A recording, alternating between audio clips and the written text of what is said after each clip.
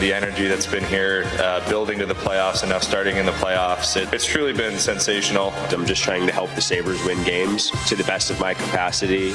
You can expect this to be the hardest game that we're going to have to play short term here. They're in the nothing to lose and everything to gain category. It's us versus everybody else.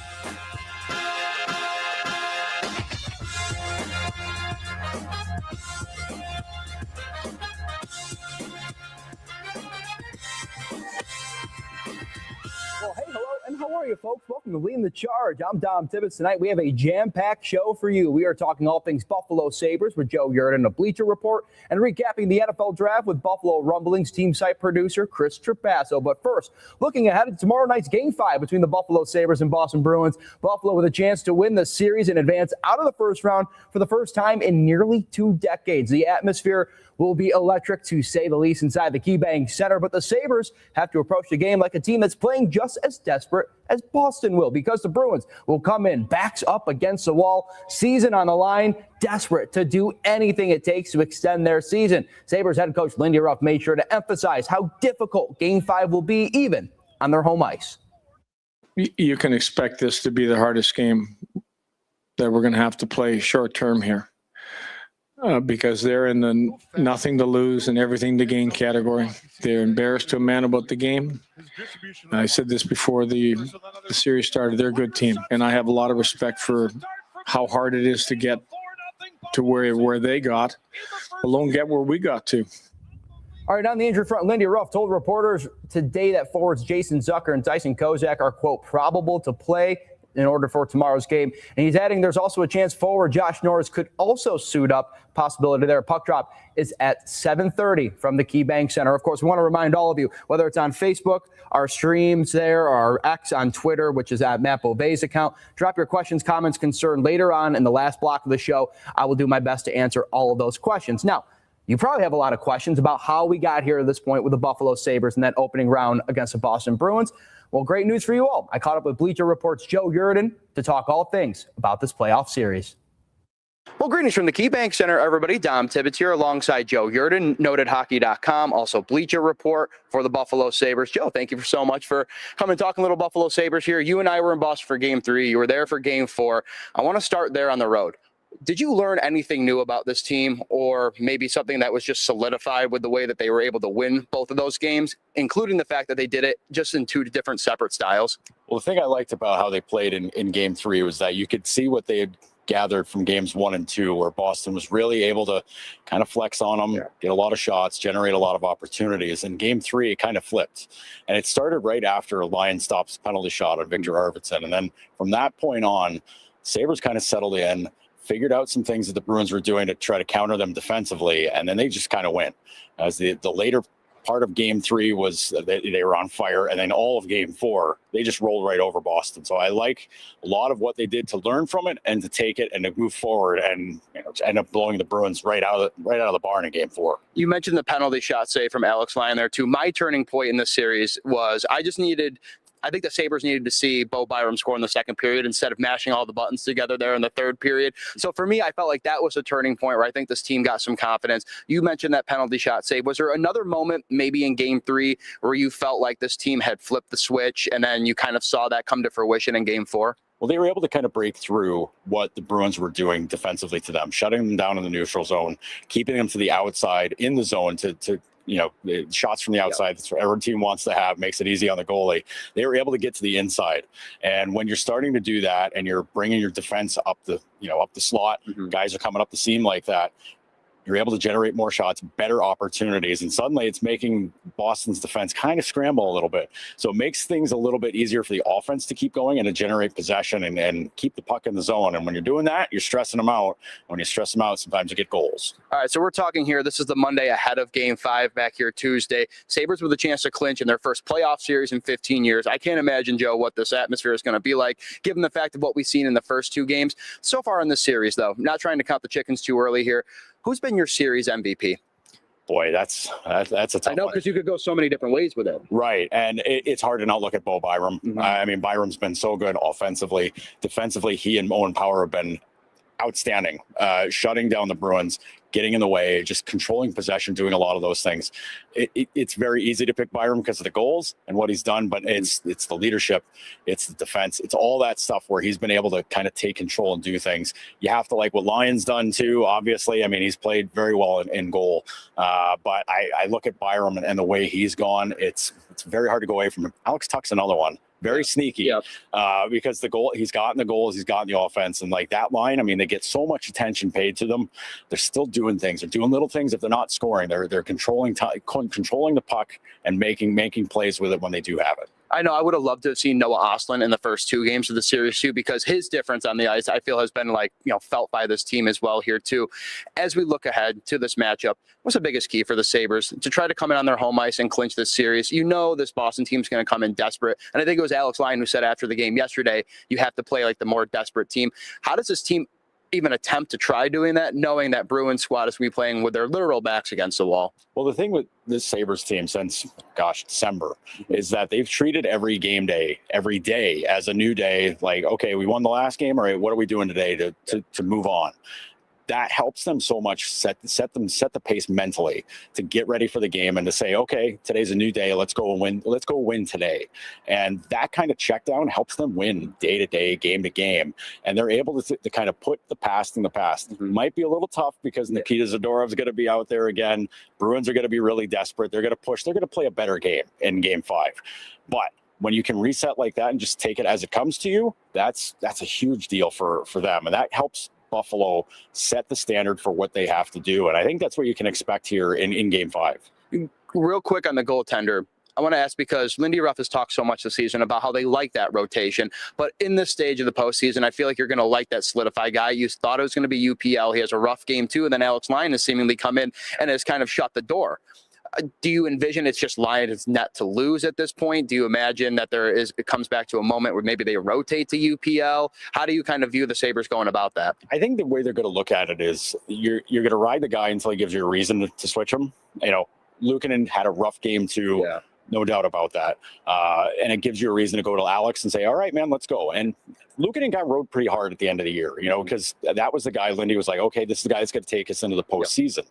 Once he showed some signs of like, okay, let's maybe switch things up. It was time for Lyon to go. And once he's gone in there, he's played great. You just kind of do that. It's a little tougher to do in the playoffs because if you end up losing a game because the goalie's off for a night, that's a loss in a series, and that can change things very dramatically. But the way these guys have played all year long, and again, with that mental reset, they can just do that. Yeah. Like, I think it's a very particular thing because it goes counter to everything in playoffs past where, you have one goalie and you ride him until you die. And then that's that. I don't think these guys operate that way. I think they're very capable and they're happy with either guy. If either guy's going, they're going to go with him. Because you brought up his name, Nikita Zadorov, only a $5,000 fine, no suspension. I want to ask first, I think that came down as we were talking to Josh Stone and Beck Malenstein at availability today. So it's something fresh. First, Joe, I want to take on just what you make of the actual fine itself and the punishment, but also going back and watching that, because watching on the broadcast for me, it was just so bizarre. The cameras weren't even on the play because it was so far away from where the actual action was happening. What did you make of that whole situation? Well, watching it from upstairs at TD Garden, all you heard was a shout, and then you saw Zadorov come in with that punch after he had thrown the cross check, and you're like, whoa, where'd that come from? You're wondering, okay, maybe chirping, whatever. But you see a play like that, that's the kind of classic playoff message sending, I guess, which the league doesn't like that stuff. A $5,000 fine kind of makes sense. You got the major penalty, game misconduct. They're like, all right, well, there's your game, I guess. The standard to get suspended for a game in the playoffs is a lot higher because playoff games are counted as 2 regular season games. So unless there was an injury to Dahlin, which, I mean, even if there was, we're not going to find out about it. Not right. Right. Yeah. Like, they're not going to tell us. But the standard is a lot higher. It drives fans crazy. Like, without a doubt. Like, you see that play, you're like, well, he's sitting next game. No, probably not.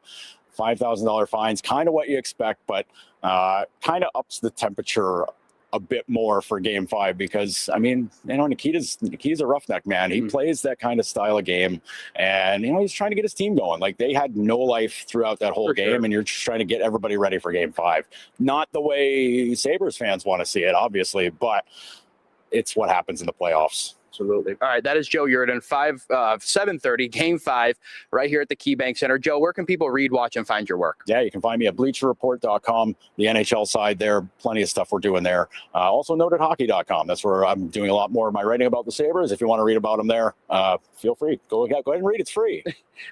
We love the word free. It's my favorite 4-letter word in the dictionary right now. All right, that is Joe Yurden. I am Dom Tibbetts. We'll talk to you guys later, and we'll be right back after this.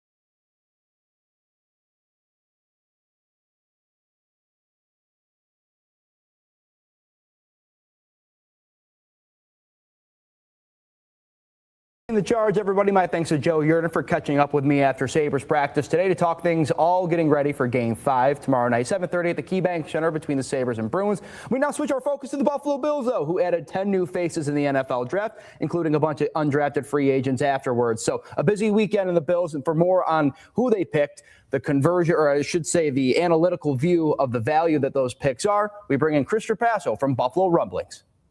All right, we welcome back Chris Trapasso following the 2026 NFL draft. We talked to him a couple weeks ago talking about the Bills, preparation for what could happen, but now here we are. The draft is over. Team site producer, a new job for Buffalo Rumblings and SB Nation. We'll get into that in just a second here, Chris. But looking at this draft class, looking at how Brandon B navigated it, I'll start with just your general thoughts. What would you grade overall the Bills draft class this year? I gave it a B-. The two selections, and I'm sure we'll get more granular here. The two selections, cornerback Davison Igbinosun and Jude Bowery. I didn't love those, but I thought the other, we're going to discount the punter because I can't say I did a lot of punter scouting during the pre-draft process. All the other picks I really liked.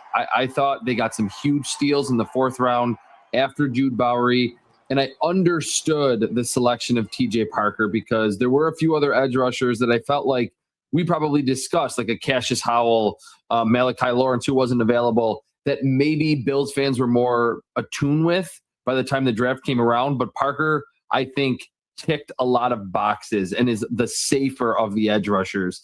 I'm looking at your article you just wrote for Buffalo Rumblings, your kind of draft grades, your analysis on some of the picks here too. And like you said, in your bio on Twitter, you are team trade back always. And Totally. I think Bills fans were a little critical. Some of them at least were of Brandon Beane trading back so much and getting himself in there. But as you know, sometimes in something as unpredictable as the NFL draft, you want as many roles at the table as you possibly can get. And I think some fans kind of warmed up to that idea because you're able to stack a bunch of picks in those second and third rounds that the Bills otherwise didn't have prior to that too. So in that philosophy, though, do you think that paid off for Brandon Beane? I do. I mean, I wrote in that article at Buffalo Rumblings, like if the Bills would have traded up for Casey Concepcion, and I think maybe they tried, but they just couldn't get a suitor. Like no one wanted to trade with them. The Browns, especially at 24, because they ultimately picked the receiver, and they didn't have that 125th pick that they used to pick Skylar Bell. The draft would have looked different, and I would have been okay with it. But in general, if we're looking at it from a general perspective, whether it's the Bills, whether it's a rebuilding team, you want to have as many roles at the table as possible, because I can talk ad nauseum about what I think about each individual pick. The Bills, the Chiefs, the Eagles can feel super confident in their evaluation process. But over the course of time, if you're hitting on 30, maybe 40% of your picks, you're like the best drafting team in the NFL. So why would you want to come out of a draft with 6 or 7 picks when you can come out of them with 10? So there was a little stretch where the Bills had a few smaller draft classes, but recently, second time in 3 years that the Bills have made 10 selections. That's how you build depth, and you get a quality player in the 5th round, like a Khalil Shakir or a Christian Benford in the 6th round.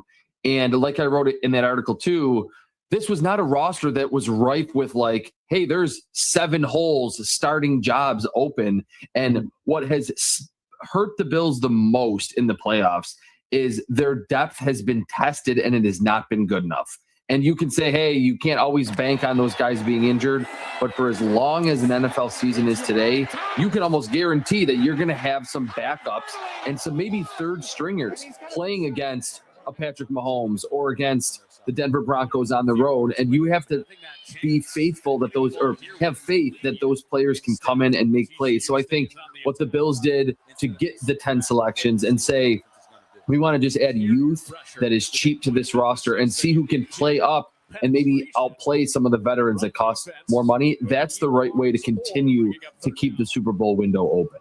Chris, my last question for you is just, is there a position still that you feel like the Bills needed to address that wasn't addressed now looking back at this draft class? Or do you think that just given the fact too that when you pick as late as the Bills do and you trade back, you're probably not going to get that immediate starting quality that you get in some of the earlier picks in the first round? Do you feel like they've hit the checklist they needed to? Is there a position you still feel like they could have addressed this a little bit better? So I wrote this in my Buffalo Rumblings article that I think we've obsessed a little bit too much with nose tackle, and that we're thinking that it's the 90s or the mid 2000s where every defense is trotting out just 3 defensive linemen and you need like a Vince Wilfork in the middle of the defense. The Bills do have a 6'7", 340-pound defensive tackle named Deion Walker that can technically man the nose. And I think Brandon Beane spoke to that recently. I was surprised, 5th, 6th round, they didn't add a nose tackle, although I feel like Zane Durant from Penn State, one of the day 3 picks, can be that dirty work type player that is going to eat blockers and just be that pesky player. I mean, we have to remember that the last couple of seasons in Denver, they ran a 3-4 scheme. Jim Leonard was ingratiated there, and at Wisconsin, he ran a 3-4 base. He wasn't trotting out a bunch of 350-pounders. Like, he understands that the NFL is played in space today and you need to be athletic. A lot of the John Franklin Myers and DJ Jones and Malcolm Roach, they were all around 300 pounds or even under 300 pounds. It's all about the strength at the point of attack. So I think that's probably, I'm a little surprised that they didn't get a more of a classic nose tackle type. But other than that, I think they really have ticked all the boxes to add depth at corner, nickel, add a receiver, linebacker, and then along the offensive line, especially on the interior with Bowery and Reed Adams in the 7th round. I think they actually did a good job hitting a lot of their needs. I just think that Bills fans need to realize this was, again, a team that was bringing back 12 of their 13 highest snap percentage players from a season ago. All right, my thanks to Chris Trapasso for our wonderful talk. You can get his full conversation as well, the one earlier you saw with Joe Yerdon, over on our website, WKBW.com. When we come back, we are answering your questions. They are filling up. Again, Facebook, Twitter, at Matt Beauvais, Twitter or X, whatever you want to call it right now. Submit your questions, comments, concerns. I'll answer as many as I can get to. Coming up on the other side of the break, don't go anywhere. You're watching Leading the Charge on 7 ABC.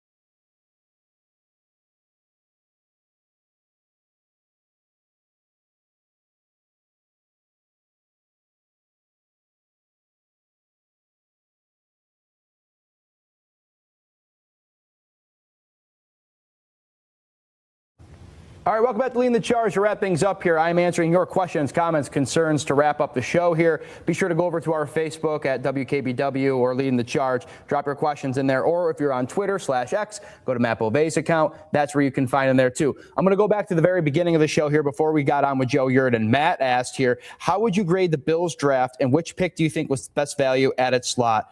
Go Bills. Thank you for your question, Matt.